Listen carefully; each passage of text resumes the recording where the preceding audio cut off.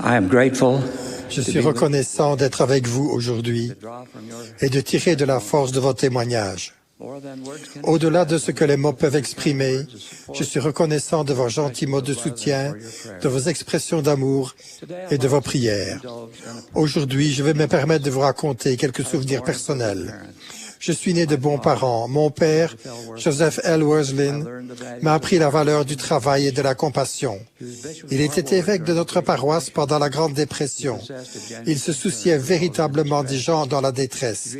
Il allait vers ceux qui étaient dans le besoin, pas simplement par devoir, mais parce qu'il en avait sincèrement le désir. Il s'est inlassablement occupé de nombreuses personnes qui souffraient et a été une bénédiction pour elles. Pour moi, il était l'évêque idéal.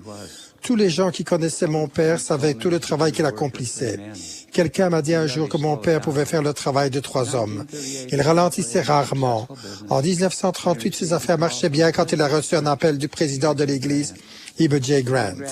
Le président Grant lui a dit que l'épiscopat président était réorganisé et lui a demandé de servir comme conseiller de le Grant Richards.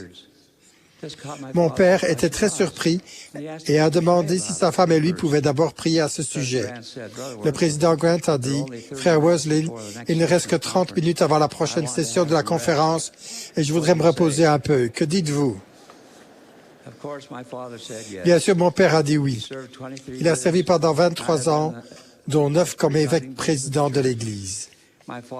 Il avait 69 ans quand il est mort.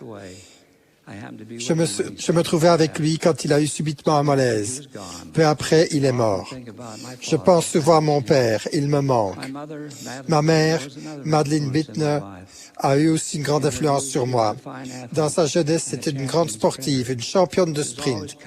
Elle était toujours gentille et aimante, mais son rythme était épuisant. Elle disait souvent « Dépêche-toi » et alors on prenait le rythme. C'est peut-être l'une des raisons pour lesquelles j'avais une grande accélération au football. Ma mère attendait beaucoup de ses enfants. Elle attendait le meilleur d'eux. Je l'entends encore dire, « Ne sois pas un joueur de 3e division. » 3e division était sa description de quelqu'un qui est paresseux et qui ne donne pas tout son potentiel. Tu dois faire mieux. Elle est morte quand elle avait 87 ans. Je pense souvent à elle et elle me manque plus que je saurais l'exprimer. Ma jeune sœur Judith était écrivain, compositeur et enseignante. Elle aimait beaucoup de choses dont l'Évangile, la musique et l'archéologie. Elle avait son anniversaire quelques jours avant le mien. Chaque année, je lui donnais un billet neuf d'$1 comme cadeau d'anniversaire. 3 jours plus tard, elle me donnait 50 cents comme cadeau d'anniversaire. Judith est décédée il y a quelques années. Elle me manque et je pense souvent à elle. Et ça m'amène à ma femme, Elisa. Je me souviens que la première fois où je l'ai rencontrée pour rendre service à un ami, j'étais allé chez elle pour chercher sa sœur Frances. C'est Elisa qui a ouvert la porte et pour moi, au moins, cela a été le coup de foudre. Je pense qu'elle a dû ressentir quelque chose car les premiers mots que je me souviens qu'elle a dit étaient « Je savais qui vous êtes ». Elle faisait des études d'anglais. Aujourd'hui encore, pour moi, ces 5 mots sont parmi les plus beaux du langage humain. Elle aimait beaucoup jouer au tennis et elle avait un service fulgurant. J'ai essayé de jouer au tennis avec elle, mais j'ai finalement arrêté en me rendant compte que je ne pouvais pas frapper une balle que je ne voyais pas. Elle était ma force et ma joie. Grâce à elle, je suis un homme, un mari et un père meilleur. Nous nous sommes mariés, avons eu 8 enfants et avons parcouru 65 ans de vie ensemble. Je dois plus à ma femme que je ne saurais l'exprimer. Je ne sais pas s'il y a jamais eu de mariage parfait, mais d'après moi, le nôtre l'était. Dans le discours qu'il a fait à l'enterrement de ma femme, le président Hinckley a dit que perdre quelqu'un que l'on aime est quelque chose de dévastateur, de dévorant. Cela ronge votre âme. Il a raison. Elisa était ma plus grande joie. Maintenant, son décès est mon plus grand chagrin. Durant mes heures de solitude, je pense beaucoup aux choses éternelles. Je médite sur la doctrine consolatrice de la vie éternelle. Dans ma vie, j'ai entendu de nombreux discours sur la résurrection. Comme vous, je peux réciter les événements de ce premier dimanche de Pâques. J'ai souligné dans mes écritures des passages sur la résurrection et j'ai apporté de main de nombreuses déclarations clés de prophètes des derniers jours sur ce sujet. Nous savons ce qu'est la résurrection, la réunion du corps et de l'esprit sous leur forme parfaite. Joseph F. Smith a dit, « Ceux dont nous devons nous séparer ici-bas, nous les retrouverons et les verrons tels qu'ils sont. Nous retrouverons ce même être exactement que nous avons fréquenté dans la chair. » Spencer W. Kimball a développé en disant, « Je suis sûr que si nous pouvons nous imaginer au mieux, physiquement, mentalement, spirituellement, c'est la manière dont nous allons revenir. Quand nous ressuscitons, ce corps mortel est ressuscité à un corps immortel, de sorte que nous ne pouvons plus mourir. Pouvez-vous imaginer cela?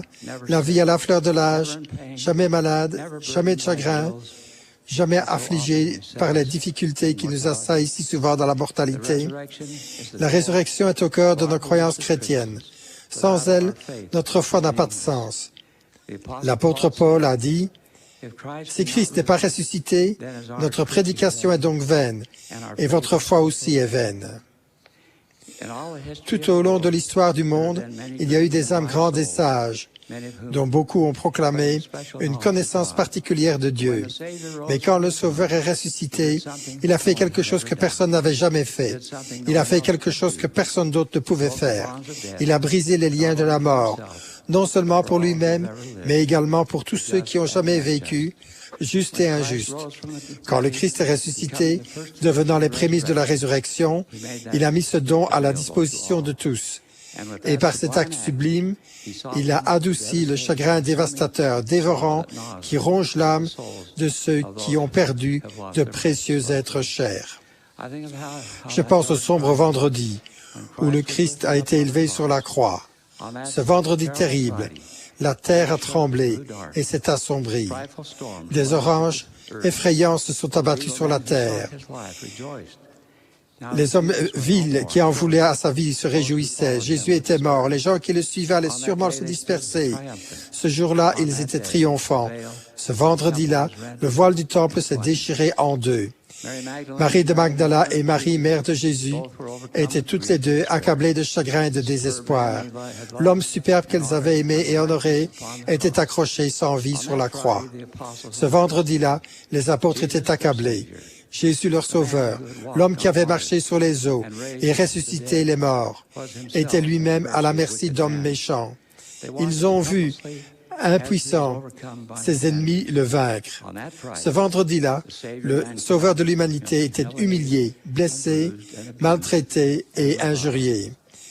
Ce fut un vendredi rempli d'un chagrin accablant, dévastateur, qui rongeait l'âme de ceux qui l'aimaient et honoraient le Fils de Dieu. Je pense que de tous les jours depuis le début de l'histoire du monde, ce vendredi était le plus sombre. Mais le malheur de ce triste jour n'a pas duré. Le désespoir n'a pas persisté.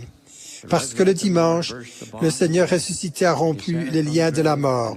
Il est sorti du tombeau et est apparu glorieux et triomphant, sauveur de tout le genre humain. Et en un instant, les yeux remplis de larmes intarissables ont séché. Les lèvres qui avaient murmuré des prières de détresse et de chagrin remplissaient maintenant l'air de louanges merveilleuses, car Jésus le Christ, le Fils du Dieu vivant, se tenait devant eux, prémisse de la résurrection, preuve que la mort n'est que le commencement d'une nouvelle existence merveilleuse. Chacun de nous aura ces vendredis, ces jours où l'univers lui-même semble brisé et où notre monde est réduit en pièces autour de nous. Nous aurons tous de ces moments où nous nous sentirons brisés et où il ne semble y avoir aucun espoir de réparation. Nous aurons tous de vendredi. Mais je vous témoigne au nom de celui qui a vaincu la mort que dimanche viendra. Au plus sombre de notre chagrin, dimanche viendra.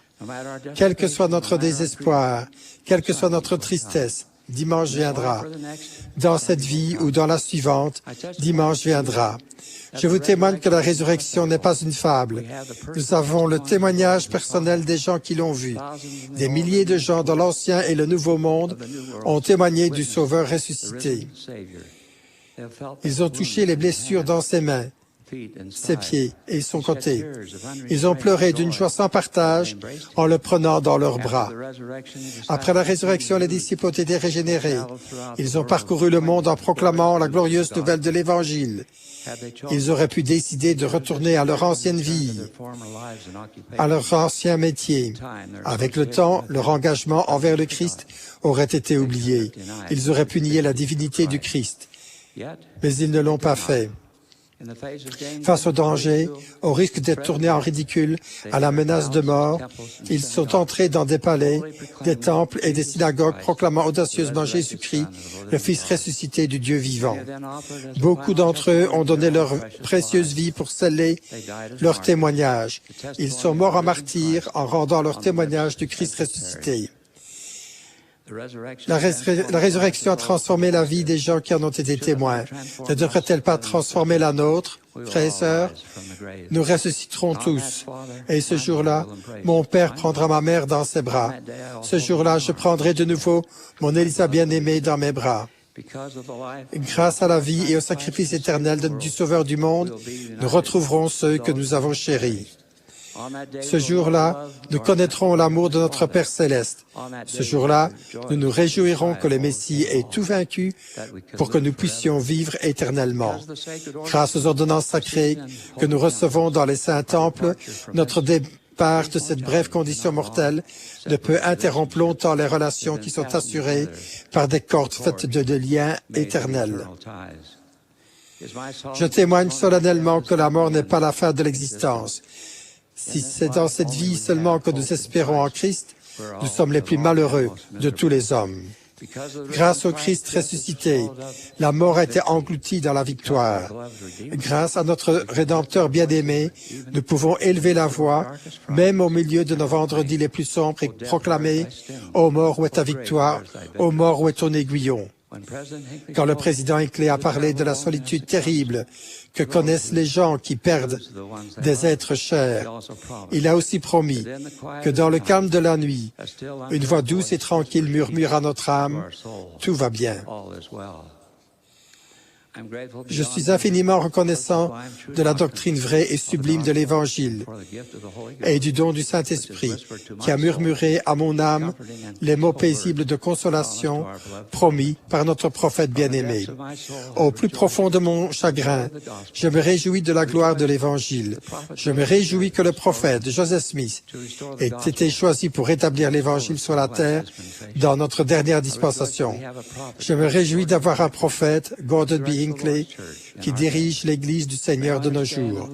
Puissions-nous comprendre et vivre dans la reconnaissance pour les dons inestimables que nous avons en tant que fils et filles d'un Père céleste aimant et pour la promesse du jour éclatant où nous sortirons triomphants du tombeau. Puissions-nous toujours savoir qu'aussi sombre que puisse être notre vendredi, dimanche viendra, c'est ma prière, au nom de Jésus-Christ. Amen.